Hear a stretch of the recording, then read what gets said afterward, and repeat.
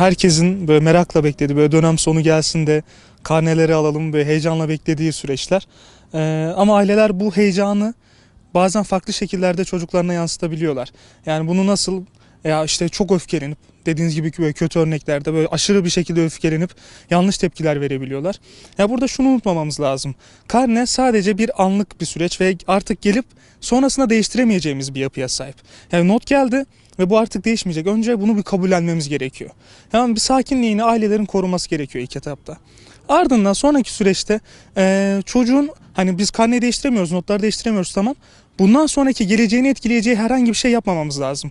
Yani biz eğer orada çocuğa başarısızlık duygusunu tattırırsak, sen başarısızsın imajını verirsek, orada onu kodlarsak kafasında, sonrasında o değiştiremeyeceğimiz karneyi değiştiremeyeceğimiz bir geleceğe dönüştürme imkanına sahip oluyoruz. Ailelerin bu aşamada ilk etapta ne yapmaması gerekiyor? Heyecan yapmaması gerekiyor, sakin olması gerekiyor. İkinci olarak herhangi biriyle ya da kendileriyle karşılaştırmamalı aileler bu notları. Ya benim Türkçem çok iyiydi, seninki neden kötü? Böyle bir yapı olmaz. İşte ya da benim arkadaşlarına bak, işte komşunun çocuklarına bak, bunlarınki çok iyiyken sen neden bu notları bu şekilde aldın? Her çocuğun farklı olduğunu ve sizin çocuğunuzun da farklı olduğunu önce bilip sonrasında bunu çocuğa hissettirmemiz gerekiyor. Bunlara dikkat ettikten sonra çocuğun hangi gelişim döneminde olduğu çok önemli. Yani eğer çocuğunuz lisede ise ve kötü notlar aldıysa, lisedeki bir çocuğa uygun olarak tepki vermemiz gerekiyor. Ama ilkokuldaysa ya da ortaokuldaysa ona uygun tepkiler vermemiz gerekiyor. Yani eğer öyle bir kelime kullanırsınız ki ilkokul çocuğu herhangi bir şekilde bunu yadırgamaz, ama lise öğrencisi için bu çok zor bir tecrübedir, çok zor bir deneyimdir ve sonrasında geri dönülemez bir yola doğru gider. Ona dikkat etmemiz lazım sonraki aşamada. Ve karnelerin, notların geçici süre olduğunu, yani sadece bir kısmını yarattığı, ortaya çıkardığını görmemiz lazım. Bu ne demek? Şu, orada çocuğun işte Türkçesi var, matematiği var, geometri notları var, işte beden eğitimi notları var. Bu notlar hayatının sadece bir kısmını yansıtıyor. Önemli olan mesela çocuğun merhameti. Merhamet yazmıyor orada. Çocuk dürüst biri mi? O yazmıyor orada. Çocuğun bizim hani bu kısmını bilmemiz gerekiyor. Çocuk bu özellikleri de var ve bu karnelerde yer almıyor. Evet oğlum, sen çok merhametlisin. Kızım, sen çok dürüstsün. Ve bu özelliklerini takdir ediyorum. Bunlar karnede yok ama senin böyle güzel özelliklerin de var. Bizim bunları da teşvik etmemiz lazım. Yani bütün yetenekleri, her şey orada değil. Bunu çocuğa bir şekilde göstermemiz gerekiyor. Yeteneklerinin hepsinin o karnede olmadığını, sadece bir kısmının, derslerle ilgili kısmının orada olduğunu çocuğa hissettirmemiz lazım. Ve orada muhakkak kötü notları var ama bu çocuğun hiç mi iyi notu yok? İyi notlara da vurgu yapalım. Ah, ne kadar güzel, matematiğin 5'miş. Bu çok güzel senin için, bu çok anlamlı bir durum. Bundan sonraki süreçlerde bu geri kalanlara bak. Sence ne hissettiriyor sende? Bunları konuşmamız lazım.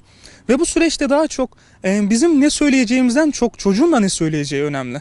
Eğer çocuk burada, ya şunu soralım çocuğa. Bu karne sende ne hissettiriyor? Bu karne sende hangi duyguları, hangi düşünceleri hissettiriyor? Ya da geçen dönemle karşılaştırdığında, bu döneme baktığında hangi duygular, hangi düşünceler sende oluşuyor? Önce bir çocuğu dinleyelim. Ardından sonraki süreçte bizim söyleyeceklerimiz olur. Yani uzun nasihatler ya da verilen cezalar o an için çok kolay görünebilir ama sonraki süreçlerde çocuğu yıpratıcı hale gelebiliyor. Yani buna dikkat etmemiz gerekiyor. Mesela hep kötüyü konuştuk, iyi bir not geldi diyelim. Yani yapılan yanlışlardan biri ödül mekanizmasının işletilmesi. Burada çocuğa verdiğimiz fazla ödüller çocukta, evet ben bunun için iyi not almalıyım oluşturabilir. Onun için ödülü bir amaç haline getirmeden sadece çocuğun çabasını takdir etmeliyiz.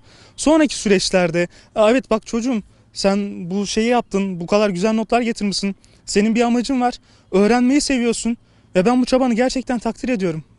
İyi ki varsın. Ama gidip orada işte pahalı telefonlar, pahalı tabletler çocukta, evet benim bunları yaparsam bunlar gelir şeklinde bir mekanizmaya dönüşebiliyor. Ve notlar ne olursa olsun, sonuç ne olursa olsun çocuğumuza duyduğumuz sevgiyi etkilememesini ve bunu hissettirmememiz gerekiyor. Bu da şu: kötü bir not geldi diyelim. Çocuğum, ben seni çok seviyorum. Sen benim için çok değerlisin, çok kıymetlisin. Aldığın notlar kötü olabilir ama değiştirebiliriz bunları. Mesajını vermemiz lazım. Ya da tam tersini düşündüğümüzde iyi bir not olsun.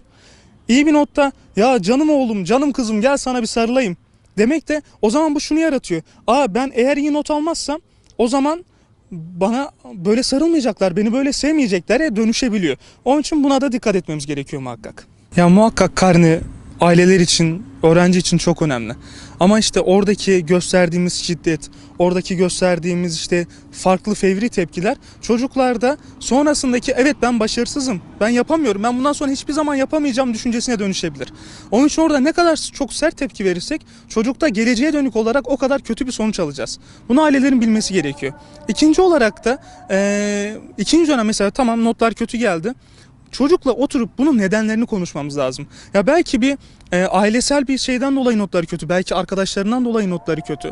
Bunu dönem içinde zaten eğer takip etmemişsek karneden sonra mutlaka bunu yapmamız gerekiyor.